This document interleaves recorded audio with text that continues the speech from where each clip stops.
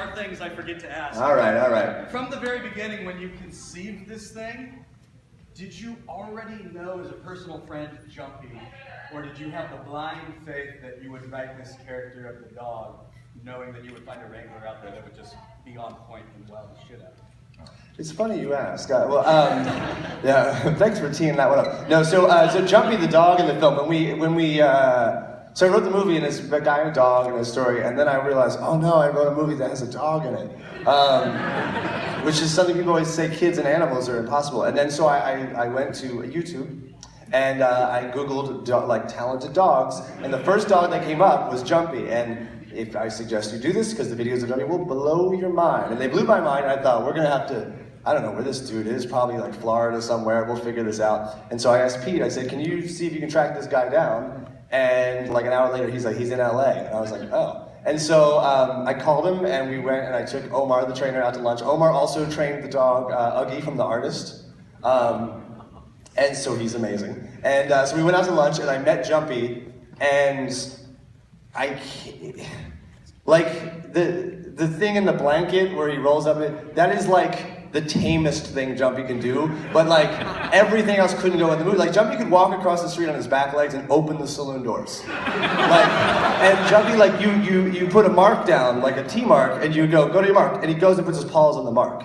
So it was so easy. It was so easy to work with Jumpy, and it was like I should never work with him again because it couldn't have been easier. And you literally just go like, go to your mark, and then he just goes and does that. And like actors don't do that, you know. Like the joke in the whole movie would be like every time like Thais or someone would say that, we'd be like, go to your mark, and that became the saying in the movie is everybody, or if I said something stupid, they'd be like, go to your mark, and I'd be like, okay. My favorite was going to craft services just to see Omar working with, like, you see Jumpy going down a flight of stairs on his front legs with his like hind legs in the air. And just, like, So yeah, of course. So no, I didn't know, and we really lucked out because I mean it's the greatest animal I've ever encountered in my entire life. It's unreal, and I highly recommend going to YouTube and taking a little journey through Jumpy's parkour training, and it's unreal. All right, what do you got up there? I'm from Denton, Texas, and I'm wondering what made you decide. Well, so he's from Denton, Texas. Now that we're premiering this movie in Texas, there is a Denton, Texas. I knew that, but it wasn't really meant to be Denton, Texas. I was like trying to think, like when you look up old towns from the 1800s, they're all like, there's like 4 town names and they're all the same thing. But it felt like the right vibe. So it wasn't specifically Denton, Texas, although it's nice to be here and have that connection. But it just, to me, I don't know, I saw it in my head and went like, that's the name of the town. So whether it's Texas or some ambiguous place in the Southwest, which is kind of how I imagined it, the feeling that I think of with Denton came across that way, so. Where do you go? You point. Yeah, okay, up there, yeah. Awesome movie. Thank you.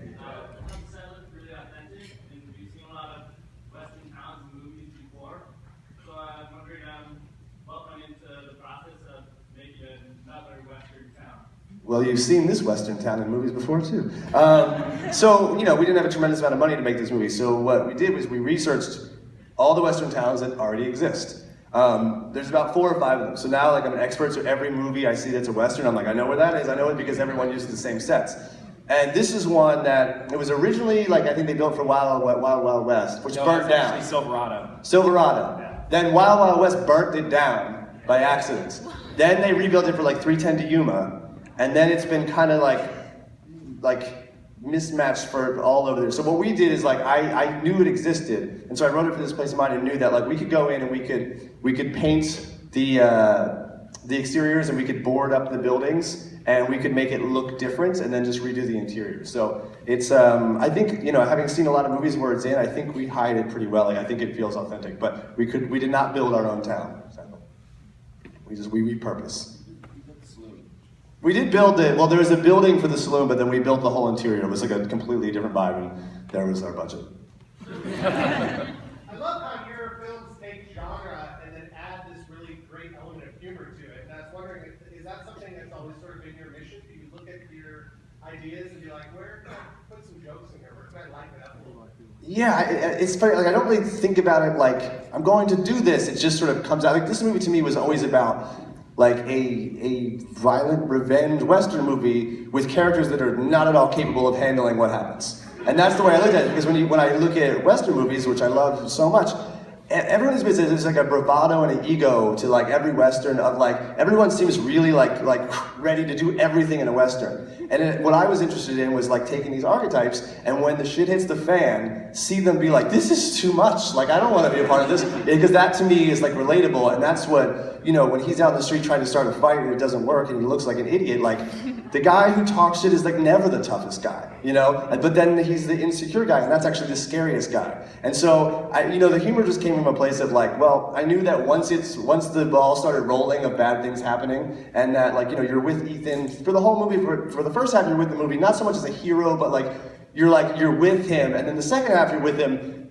but you're also seeing how, like, you know, the bad guys get sad when their friends die too. And there's this element of like, all right, we did something wrong, but like this is getting crazy. And I think to me, the way violence affects people is really interesting, and it's scary, and it's sad, and it's funny, and it's all those things. And that's, to some degree, that's where the title came from as well. And I just felt like you see the way violence affects people in different ways to this movie, so that a lot of times, you know, Westerns or genre movies, you never quite see the impact of these horrible things. And I wanted to make a movie where you got to see that. I want to add though, if we kill that dog in this movie and there's no humor in it, you all are not sitting in this seat, in your seats at the end of this movie. It is like, no. I know, when the day that we shot that scene, we were all like, ooh, this is like, we all got really used to Jumpy. So you answered about the dog, and I'm sure you've been asked before, but what actors did you have in mind, or actresses, when you wrote it? What's great is like everybody. So the movie came to fruition because I had an idea for a movie. I went to Jason Blum, who produced it, and he had a relationship with Ethan Hawke, and I was a fan of Ethan Hawke and had kind of him in mind. So Jason, I went to New York, I pitched Ethan the idea, he liked it, he was doing a play for like 3 weeks, and I was like, okay, I'm gonna go home and write the script, and when you're done the play, I'm gonna send it to you, and if you don't like it, it's all good, but if you do like it, let's make this movie. And I was like, but I'll go write it and let's see what happens. And so I went home, I wrote it, he really liked it, and next thing you know, we were off making the movie. And then Jason sent me an email saying, like, what do you think about John Travolta? And I was like, that sounds cool. Like, I was like, okay. And then he was like, because he loves the script and wants to have dinner. And so we went and we had dinner, and like, John was amazing. And John totally got the movie and totally understood all the vibe, the humor, everything. And I was like, this is amazing. So then once the two of them were on, everyone else, like James Ransom is a friend of mine who plays Gilly, and he's terrific, and I wrote this with him in mind also, so I was able to get him. And then I always like Thaisa and Karen Gillan, and so it was one of those. The other thing that's cool is if you make a Western, people want to be in a Western. So like, we've made a lot of horror movies, and you got to do a lot of convincing sometimes to get people to do horror movies. Westerns, everyone wants to be in it. So it was a real pleasure to get all these people that I had in my head and to actually have them do it. And this movie really is about the performances. You know, it's like, to me, it's not a plot movie, it's a performance-driven movie, and that's what I hope you take away from it, is those like esoteric, idiosyncratic details that if it weren't these people in the movie, it just wouldn't be the same movie. And so I'm like proud to showcase that. I think we can do one more. This is these lots. Okay, over here. So what made you decide my next film, I want it to be a Western? Was it something you've been thinking about for a while, or?